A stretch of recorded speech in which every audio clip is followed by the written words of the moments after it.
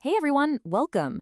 I am absolutely thrilled you're here today because we're taking a deep dive into the fascinating world of quantum information.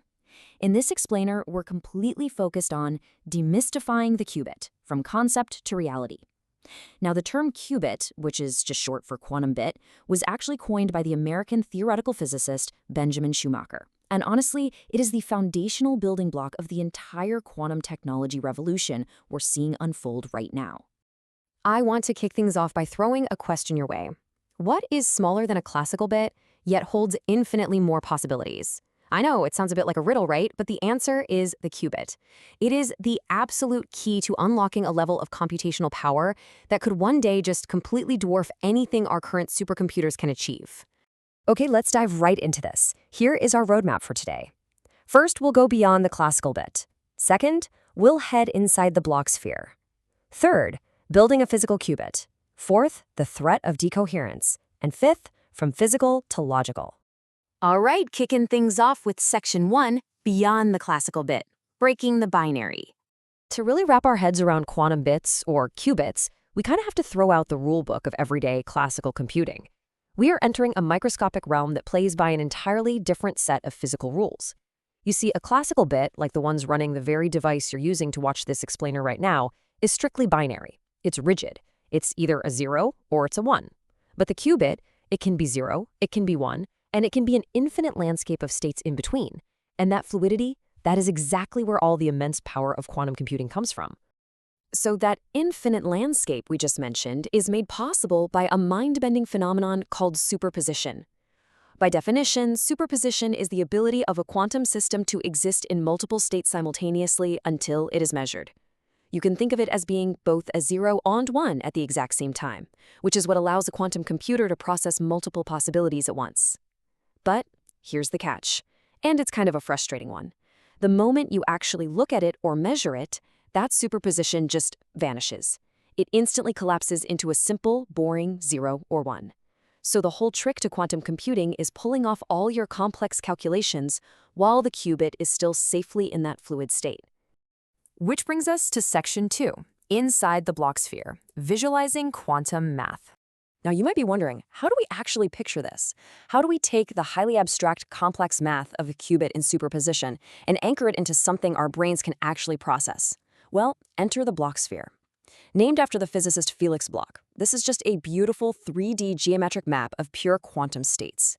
Instead of staring at dense column vectors and complex numbers, we can use this sphere as our go-to mental model to understand exactly what a quantum bit is doing at any given split second. Let's take a quick tour of this map together. Up at the North Pole, that perfectly represents the classical 0 state. Down at the South Pole, we've got the classical 1 state. But the entire surface of this globe, that represents pure superposition states, all those fluid, complex possibilities we were just talking about. And if you go deep inside the sphere, the interior represents what physicists call mixed quantum states. So whenever a quantum computer is running an algorithm, you can just imagine the qubit as a single point navigating its way around this three-dimensional space of probabilities. All right, let's get out of the math and into the real world with Section 3, building a physical qubit. Welcome to the Quantum Lab.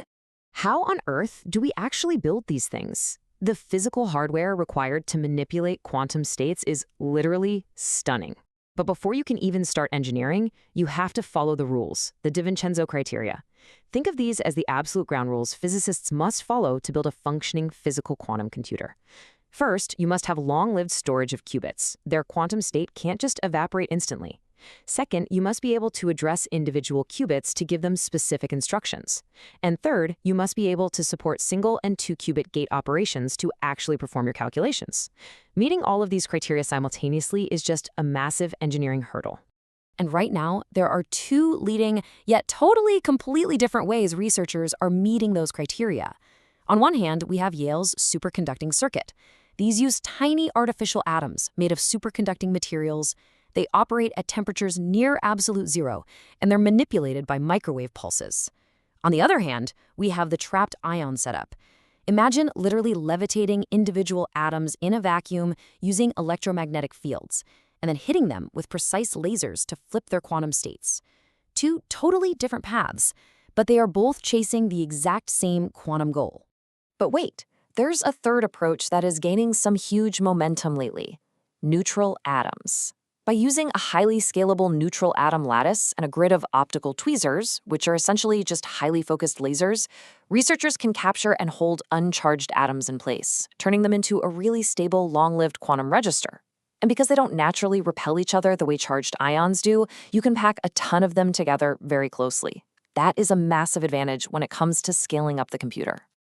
The innovation definitely doesn't stop there. There are some truly wild alternative architectures out there, like photonic qubits, which actually encode quantum information directly into particles of light.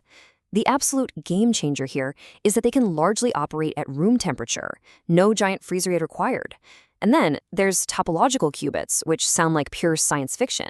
They encode data by literally braiding exotic quasiparticles called Majorana fermions, and that breeding pattern makes them natively fault-tolerant. The sheer variety of engineering approaches being tested right now is just incredible to witness. But it's not all smooth sailing. Let's move to Section 4, the threat of decoherence, the villain of the quantum story. Because, every great story needs a villain, right? Despite all this amazing hardware, there is a massive, incredibly temperamental challenge threatening every single one of these architectures. That villain is decoherence. By definition, decoherence is the rapid loss of a qubit state due to environmental noise or interference. Physical quantum bits are just incredibly, incredibly fragile. A single stray photon, a microscopic fluctuation in temperature, or even nearby magnetic noise can cause that delicate superposition to collapse prematurely. This is exactly why those superconducting qubits require extreme refrigeration. We're talking literally cooling them to temperatures colder than deep space just to survive long enough to run a single operation. Let's move to our final section and see how all this builds together. Section 5, from physical to logical, the ultimate engineering synthesis. So if physical qubits are that fragile and decoherence is always lurking in the background, how will we ever build a reliable quantum computer? Well, the ultimate fix is the logical qubit. A logical qubit is a higher-level abstraction created by clustering multiple physical qubits together to detect and correct errors automatically. It's really important to grasp that a logical qubit isn't some brand new physical material you can hold in your hand. It's a heroic team of physical quantum bits working together. If one physical qubit gets hit by noise and suffers an error, the other physical qubits in the cluster instantly detect it and correct it, keeping that precious quantum information totally safe. So the crucial point here is the number 1,000. That is the staggering ratio often cited in the industry today. Depending on the architecture and the baseline error rates, it might take up to 1,000 noisy, error-prone physical qubits to create just one perfectly reliable, fault-tolerant logical qubit. This massive overhead is exactly why scaling up the sheer number of physical qubits is the absolute, undisputed top priority for quantum engineers right now. And why does all this matter to the end user? Because honestly, to a quantum algorithm, the hardware doesn't matter at all. The logical qubit is the ultimate abstraction. A programmer trying to discover a new life-saving drug, or optimize global supply chains, or crack complex cryptography, they don't care if the machine is running on neutral atoms, trapped ions, or superconducting circuits. They just need stable, error-free logical qubits to do the math and solve the real-world problem. Which brings us to our final lingering thought: superconducting, topological, trapped ion, neutral atoms, or maybe something totally undiscovered. Which architecture will ultimately win the quantum race? We've gone from the abstract mouth of the Bloch sphere all the way to levitating atoms in a vacuum entirely in pursuit of the perfect qubit. The race is wide open, and the approach that can best master error correction and scale into stable logical qubits will absolutely change computation forever. Thank you so much for joining me in this explainer. Keep learning and keep your eyes on the quantum horizon.